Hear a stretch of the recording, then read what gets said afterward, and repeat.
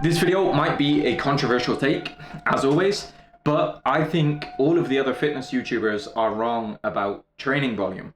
You've got this one side who are telling you that you need to train really low volume, really high intensity, every set close to failure to get as strong as possible. On the other side, you've got guys telling you to do really high volume, really sub-maximal, leave loads of reps in the tank.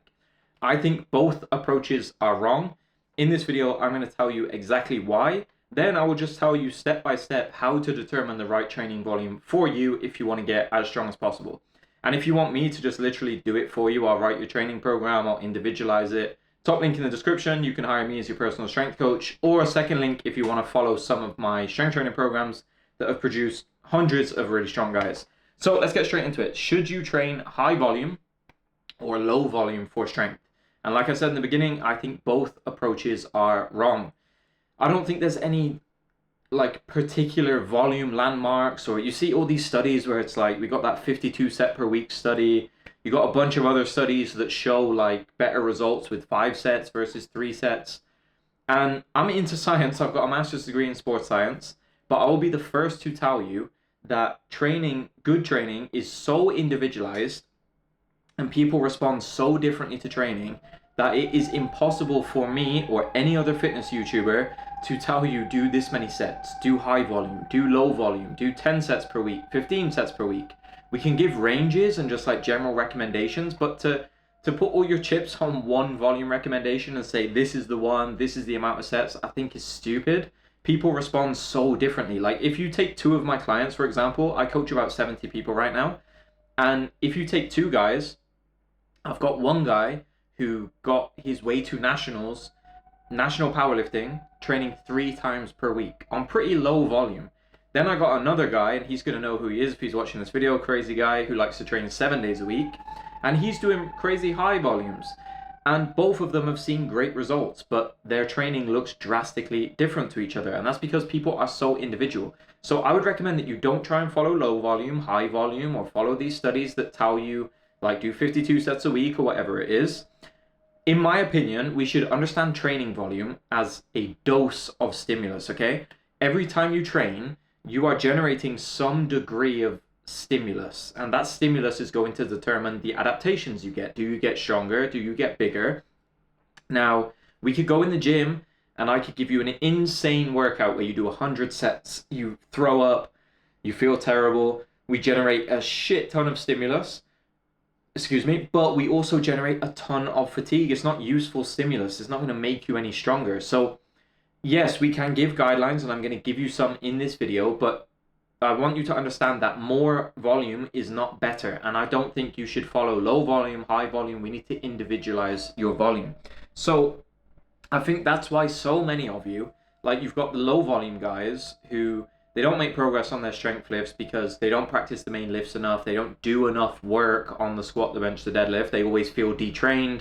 The bar feels really heavy on the back or in the hands. And then on the opposite side of that, you've got the high volume camp who do a ton of stuff, but they feel beat up, fatigued, their joints hurt. They can never really put any weight on the bar. And that's because you've got these 2 extremes. So let's break it down and make it a bit more simple to understand. So like I said, I view training volume as a dose of stimulus. That's all you need to think about it as. It's no different to like if you went to a doctor and he prescribed a medicine, right?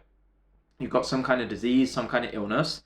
He's going to prescribe a medicine. He's going to give you a particular dose based on his experience as a doctor with previous patients. He's going to start you on that dose and assess your response. If your symptoms improve and you get better, he's probably going to keep you on the same dose and keep doing that, right? If the symptoms don't improve, then he's going to give you a little bit more and slowly increase the dose. Same as like if you start getting loads of bad side effects from that medicine, he's probably going to reduce the dose. And it's literally exactly the same as training, and that's how I try and communicate it to my clients.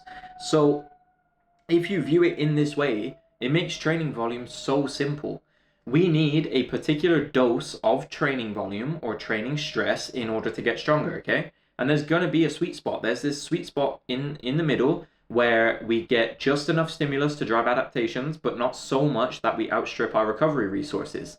Too little volume, and there's not enough stimulus, we won't adapt, we won't recover, we won't get stronger. Too much volume, and you see the opposite. You're going to backslide because you can't recover from it. You don't adapt, and therefore you can't put any weight on the bar and actually demonstrate the adaptations, okay?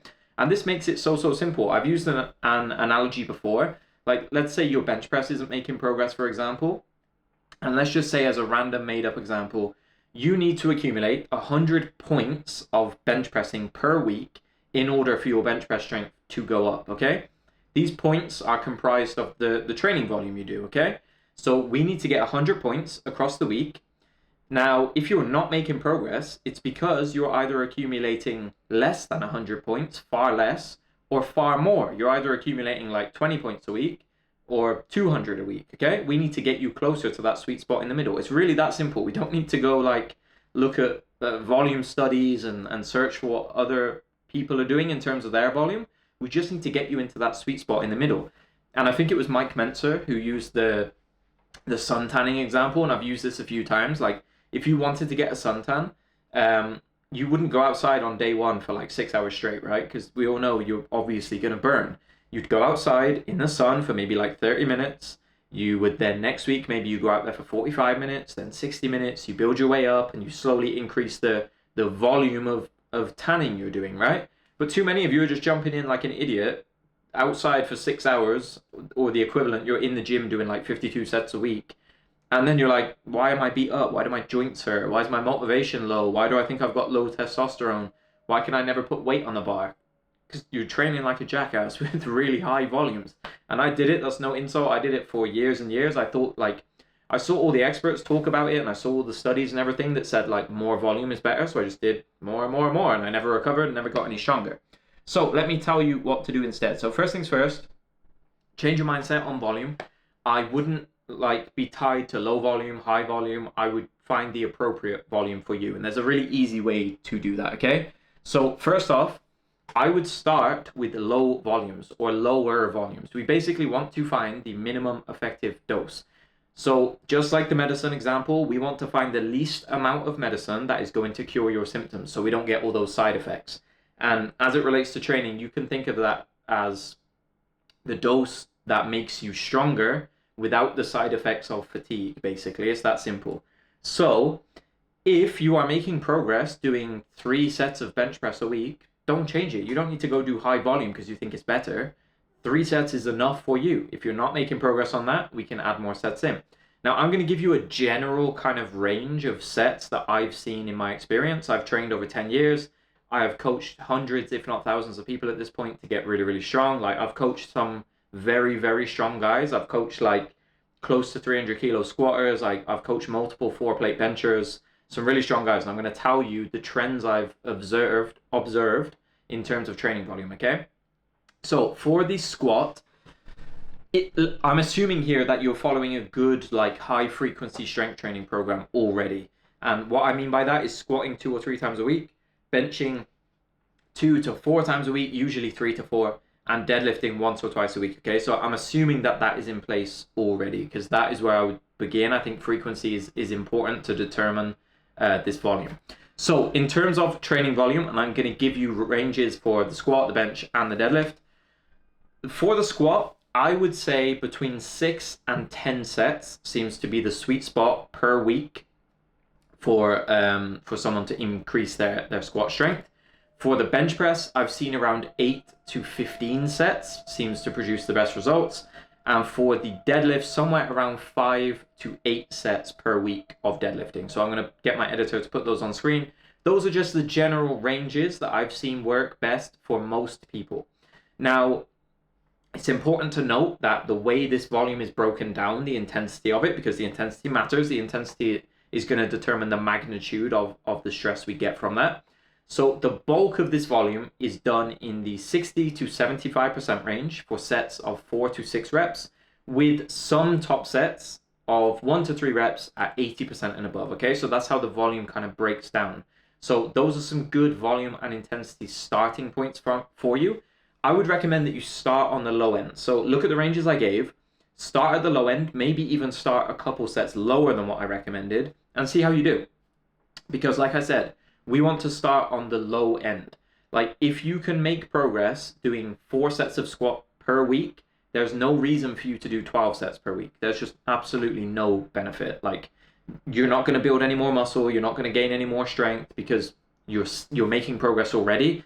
And not to mention that if you're an intermediate right now, we need somewhere to go afterwards, because your volume needs are going to change over your lifting career. Sometimes they might go up, they might go down, depending on just life outside the gym as well. Like, your body can't really differentiate between training stress and all the stressors outside of the gym: life stress, relationship stress, sleep, nutrition, all these different things. So your volume needs are going to change over your time of lifting.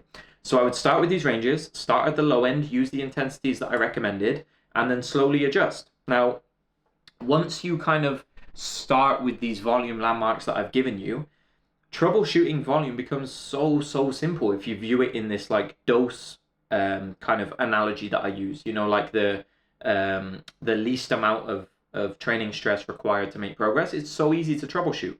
Start on the low end. Then when you hit a plateau, so let's say your squat, your bench press, or your deadlift, one of them isn't making progress, it's not getting any stronger. All you need to do is ask yourself one of two questions. Do you feel under recovered? Like, you feel fatigued, you feel beat up, tired, your joints hurt? Or do you feel understimulated? You feel really fresh, you feel good to go, but the weight just feels heavy, you can't add weight to the bar. And then that determines whether you add or subtract volume. It's that simple. If you feel fatigued, strip away a couple sets. If you feel fresh while recovered, add in a couple sets. And that's as simple as it needs to be. And then you can reduce this overthinking of like, do I need to change my whole training program? Do I need to go run a new template? Do I need to suddenly experiment with high volume, low volume, or all these different things? You just start on the low end, find the minimum effective dose, and then you just troubleshoot. Are you fatigued, understimulated? Adjust volume accordingly, and it's that simple. And it makes it so predictable to get stronger. And I do this with my lifters all the time. Like, I just had another guy bench 4 plates recently, and it's because when he got stuck at 160, we did this process. When he got stuck at 170, we did this process. It's so predictable. There doesn't need to be any guesswork or stress. You just make small iterative changes over time. If you want me to do that for you, like I said, top link in the description. We'll jump on a call, chat about your training, your volume needs. I'll individualize it for you, or just go run one of my programs in the second link, okay? So I really hope this video helps you to improve your strength training, your programming, so there's not so much guesswork around it. If you've still got questions, post a comment in the comment section down below and I'll get back to you. If you would like a free training program to go and run, click on this one, run it for as long as you need. When it stops working, come back to me and I'll write you something individualized, okay? So subscribe for future strength training videos. Again, thank you so much for watching, and until next time, I'll catch you in the next video.